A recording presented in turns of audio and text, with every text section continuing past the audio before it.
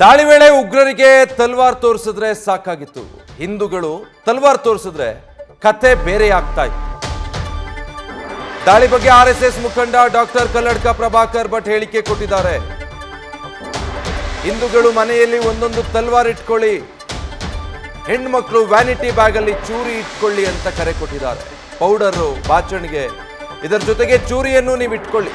6 ಇಂಚಿನ ಚೂರಿ ಇಟ್ಕೊಳ್ಳೋದಕ್ಕೆ ಲೈಸೆನ್ಸ್ ಏನು ಬೇಕಾಗಿಲ್ಲ. ಸಂಜೆ ಮೇಲೆ ಓಡಾಡಿದ್ರೆ ನಿಮ್ಮ ಮೇಲೆ ಆಕ್ರಮಣ ಮಾಡ್ತಾರೆ. ಆಕ್ರಮಣ ಮಾಡಬೇಡಿ ಅಂತ ಬೇಡಿದ್ರೆ ನಿಮ್ಮ ಕತೆ ಮುಗೀತು. ಅದರ ಬದಲು ಚೂರಿ ತೋರಿಸಿ ಹೆದರಿ ಓಡೋಗ್ತಾರೆ ಅಂತ ಪ್ರಭಾಕರ್ ಭಟ್ ಹೇಳಿದ್ದಾರೆ. ನಾವು ಗಟ್ಟಿಯಾಗಿ ಇಟ್ಕೊಳ್ಬೋದು. ಎಲ್ಲರೂ ಮನೆಯಲ್ಲಿ ಹೆಣ್ಣು ಮಕ್ಕಳಿಗೆ ನಾನು ಎಲ್ರಿಗೂ ಹೇಳ್ತೇನೆ, ಹೆಣ್ಣು ಮಕ್ಕಳಿಗೆ ಒಂದು ವ್ಯಾನಿಟಿ ಬ್ಯಾಗ್ ಇರ್ತದೆ.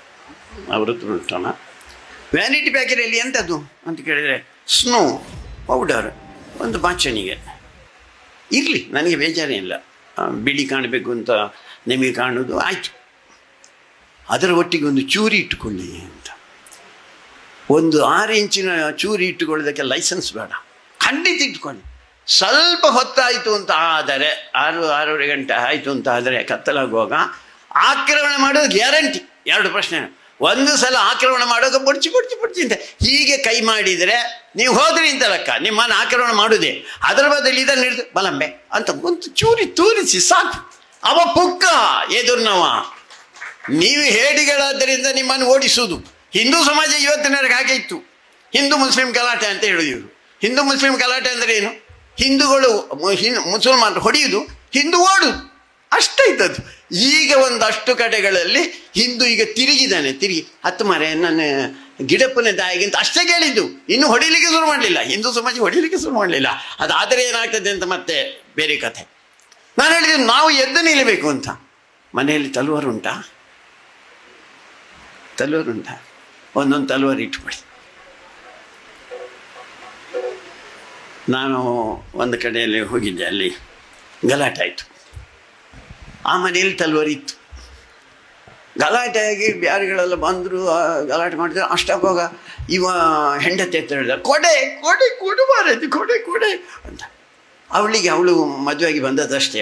ಅವಳಿಗೆ ಕೊಡೆ ಅಂದರೆ ಈ ಅಂಬ್ರೆಲ್ಲ ಕೊಡೆ ಅದಂತೂ. ಆಮೇಲೆ ಇವರೆಲ್ಲ ಹುಡುಕಿ ಅವ ಬಂದು ಗಲಾಟೆ ಮಾಡಿ ಇದೆಲ್ಲ ಮಾಡಿ ಹೋಗಿದ್ದಾರೆ. ಕೊನೆಗೆ ಇವನಿಗೆ ತಲ್ವಾರ್ ಸಿಕ್ಕಿತು. ತಲ್ವಾರ್ ಸಿಕ್ಕಿ ಎದುರು ಬರುವಾಗ ಅಷ್ಟರೊಳಗೆ ಪೊಲೀಸ್ ಬಂದಾಗಿದೆ. ಮಗನೇ ನೀನೇ ಗಲಾಟೆ ಮಾಡಿ ತಗೊಂಡು. ನಮ್ಮ ಹತ್ರ ಬೇಕು ಅಂತ ಇವತ್ತಿನ ಕಾಲದ ಕರೆ ಅದು. ಹೇಗೆ 3 ಮಕ್ಕಳು ಬೇಕಾ? ನಾವು ಗಟ್ಟಿಯಾಗಿ ನಿಲ್ಬೇಕು. ಶಕ್ತಿವಂತರು ನಾವು ಆಗಬೇಕು, ಒಟ್ಟು ಶಕ್ತಿವಂತರು ಆಗಬೇಕು. ನಾವು ಸಮಾಜನೂ ಒಟ್ಟಿಗಿರಬೇಕು. ಏನು ಇಲ್ಲದೆ ನಮ್ಮ ಹತ್ರ ನಾವು 100 ಜನ ಇದ್ದೇವೆ ಅಂದರೆ ಅವ್ರು ಕತ್ತರಿಸೋದು. ಮೊನ್ನೆ ಮಾಡಿದ ಹಾಗೆ, ಮೊನ್ನೆ 100 ಇದ್ದಿರ್ಬೋದು, ಅಲ್ಲಿ ಒಂದು 100 ಜನ ಇದ್ದಿರ್ಬೋದು. ಹೋದರೆ ಗುಂಡಾಕಿದ್ರು, ಹೋಯ್ತು, ಮುಗೀತು ಕತೆ. ಯಾರು ಒಬ್ಬ ತಲ್ವಾರ ಏನಾರು ಅವನಿಗೆ ತೋರಿಸಿದ್ದಿದ್ರೆ ಆವಾಗ ಕತೆ ಬೇರೆ ಆಗ್ತಾಯಿತ್ತು. ಅದಕ್ಕೋಸ್ಕರ ನಮ್ಮ ಮನೆಯಲ್ಲಿ ತಲ್ವಾರ ಇರಲಿ. ಒಂದು ಹೆಂಗಸರಿ ಎಲ್ಲರೂ ಒಂದು ಚೂರಿ ಇಟ್ಕೊಳ್ಳಿ. ನಾನೇನು ತಮಾಷೆ ಹೇಳ್ತೇನೆ ಅಂತ ಯೋಚನೆ ಮಾಡಬೇಡಿ. ಇವತ್ತಿನ ಕಾಲಘಟ್ಟದಲ್ಲಿ ಯೋಚನೆ ಮಾಡಬೇಕಾದಂಥ ಸಂಗತಿ. ಅದಕ್ಕೋಸ್ಕರ ನೀವೆಲ್ಲ ಉಳಿಬೇಕು, ನೀವು ನಮ್ಮನ್ನು ಬೆಳೆಸಬೇಕು. ತಾಯಂದರು, ಹಿಂದೂ ಸಮಾಜದಲ್ಲಿರುವಂಥ ಎಲ್ಲ ಗಂಡಸರು ಈ ರೀತಿ ಯೋಚನೆ ಮಾಡಿ ಸಮಾಜದಲ್ಲಿ ಒಂದು ಬದಲಾವಣೆ ತರೋಣ. ಜಗತ್ತಿನ ಹಿತಕ್ಕೋಸ್ಕರ ಎಲ್ಲರಿಗೂ ಶುಭವಾಗಲಿ. ಸೊ ಇದು ಕಲ್ಲಡ್ಕ ಪ್ರಭಾಕರ್ ಭಟ್ ಹೇಳಿರೋದು. ಆಯುಧಗಳನ್ನು ಇಟ್ಕೊಳ್ಳಿ. ಪ್ರತಿ ಹಿಂದೂ ಮನೆಯಲ್ಲೊಂದು ತಲ್ವಾರ್ ಇಟ್ಕೊಳ್ಳಿ. ಹೆಣ್ಮಕ್ಳು ನಿಮ್ಮ ವ್ಯಾನಿಟಿ ಬ್ಯಾಗಲ್ಲಿ ಒಂದು ಆಯುಧ ಇಟ್ಕೊಳ್ಳಿ. 6 ಇಂಚಿನ ಆಯುಧ ಇಟ್ಕೊಳ್ಳೋದಕ್ಕೆ ಅದಕ್ಕೇನು ಯಾವ ಪರ್ಮಿಷನ್ನು ಬೇಡ. ಆತ್ಮರಕ್ಷಣೆ ಈ ರೀತಿ ಮಾಡ್ಕೊಳ್ಳಿಲ್ಲ ಅಂದರೆ ನೀವು ಹೇಡಿಗಳ ರೀತಿ ನಿಮ್ಮ ಮೇಲೆ ಯಾರು ದಾಳಿ ಮಾಡಿದಾಗ ಬೇಡ್ಕೊಳ್ತಾ ನಿಂತ್ಕೊಂಡ್ರೆ ನಿಮ್ಮ ಕತೆ ಮುಗಿಸ್ತಾರೆ. ನಿಮ್ಮ ಹತ್ರನೂ ಒಂದು ಆಯುಧ ಇದ್ರೆ ತೆಗೆದು ತೋರಿಸಿದ್ರೆ ಬಾಲ ಮುದ್ರಕೊಂಡು ಓಡೋಗ್ತಾರೆ. ಇಷ್ಟೇ ಆಗಬೇಕಾಗಿರೋದು. ಆದರೆ ಹಿಂದೂಗಳು ಹೇಡಿಗಳ ರೀತಿ ವರ್ತಿಸ್ತಾರೆ. ಹಿಂದುವಿನ ಮನೆಯಲ್ಲಿ ಒಂದು ಆಯುಧ ಇರೋದಿಲ್ಲ. ಹೀಗಾಗಿ ನಮ್ಮನ್ನು ಓಡಿಸ್ಕೊಂಡು ಹೋಗ್ತಾರೆ, ನಮ್ಮ ಮೇಲೆ ದಾಳಿ ಮಾಡ್ತಾರೆ. ಆದರೆ ನಾವು ತಿರುಗಿ ಬೀಳುವಂಥ ಸಮಯ ಪರೋಕ್ಷವಾಗಿ ಆ ರೀತಿ ಹೇಳಿದ್ದಾರೆ. ನಾವು ಆಯುಧಗಳನ್ನು ಇಟ್ಕೊಂಡು ಓಡಾಡಬೇಕು.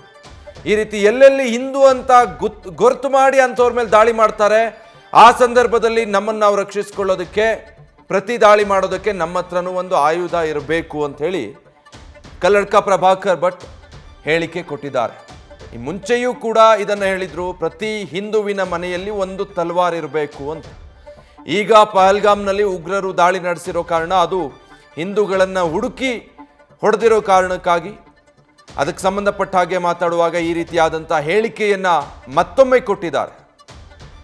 ಆ ಮೂಲಕ ಹಿಂದೂಗಳು ಮನೆಯಲ್ಲಿ ಜೊತೆಯಲ್ಲಿ ಆಯುಧಗಳನ್ನು ಇಟ್ಕೊಳ್ಳಿ ಅಂತ ಕರೆ ಕೊಟ್ಟಿದ್ದಾರೆ.